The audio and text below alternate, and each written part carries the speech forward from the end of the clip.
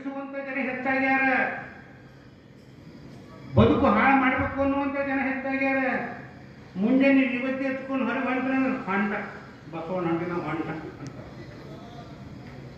ಜನರಿಗೆ ನೋಡಿ ನಾವೇ ಕಂಡಿದ್ರಿ.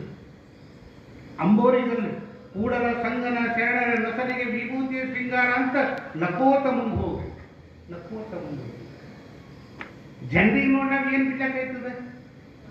ಊರೊಳಗಿದ್ದರೆ ಸಂಸಾರಿ ಎಂಬುವರು, ಕಾಡಿನೊಳಗಿದ್ರು ಸನ್ಯಾಸಿ ಅಂತಾರ. ಜನರಿಗಂದು ಬದುಕೋದಿಲ್ಲ, ಜನಕ್ಕಂದು ಬದುಕೋದು ಬೇಡ, ಮನಕ್ಕಂದು ಬದುಕುವಂತ ನಮ್ಮ ಶರಣರಿಗೆ ಹೇಳ್ಯಾರ. ಮನಕ್ಕಂದು ಬದುಕು, ಆ ಮನಕ್ಕಂದು ಬದುಕುವಂತ ಭಾವ ನಮ್ಮಲ್ಲಿ ಬಂತು ಅಂದ್ರೆ ನಾವು ಶರಣ ಸಂಸ್ಕೃತಿಯನ್ನ ಅಳವಡಿಸ್ಕೊಂಡಂಗೆ.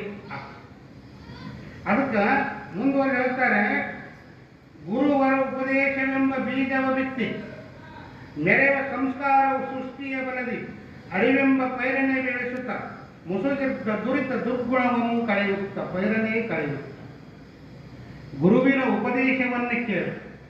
ಎಷ್ಟು ಚಂದ ಹೇಳ್ತಾರೆ ಸರ್ಪಭೂಷಣ ಶಿವಯೋಗಿ ಮಾತನ್ನು ಹೇಳ್ತಾರೆ. ಗುರುವಿನ ಉಪದೇಶವನ್ನ ಅದು ಬೀಜವನ್ನು ಬಿತ್ತಿ ಮೆರೆಯುವ ಸಂಸ್ಕಾರ ಸೃಷ್ಟಿಯ ಬಲದಿ ನೀರನ್ನೇ ಎರಿಬೇಕು. ಸಂಸ್ಕಾರ ಅನ್ನುವಂಥದ್ದಕ್ಕೆ ನೀರನ್ನೇ ಎಳೆದು ನಮ್ಮಲ್ಲಿರ್ತಕ್ಕಂಥ ಒಳಗ ದುರ್ಗುಣಗಳನ್ನು ಹೊರಗಿಡಬೇಕು ಅಂತ.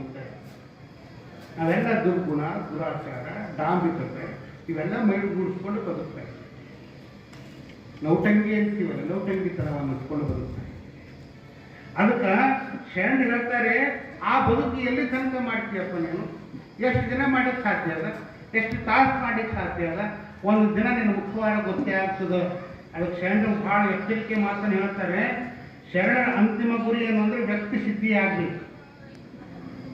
3 ಸಿದ್ಧಾಂತ ಕೊಟ್ಟು ಪ್ರವಚನ ಕೇಳೋ ಲಾಭ ಏನು ಅಂದ್ರೆ ಮೊದಲು ವ್ಯಕ್ತಿ ಶುದ್ಧಿ ಆಗಬೇಕು, 2ನೇದು ಸಮಾಜ ಶುದ್ಧಿ ಆಗಬೇಕು, 3ನೇದು ಸಮಾಜ ಸಮೃದ್ಧಿ ಆಗಬೇಕು. ಮೊದಲು ಸಮಾಜ ಸಮೃದ್ಧಿ ಅಂತ ಹೇಳಿಲ್ಲ ಶರಣರು.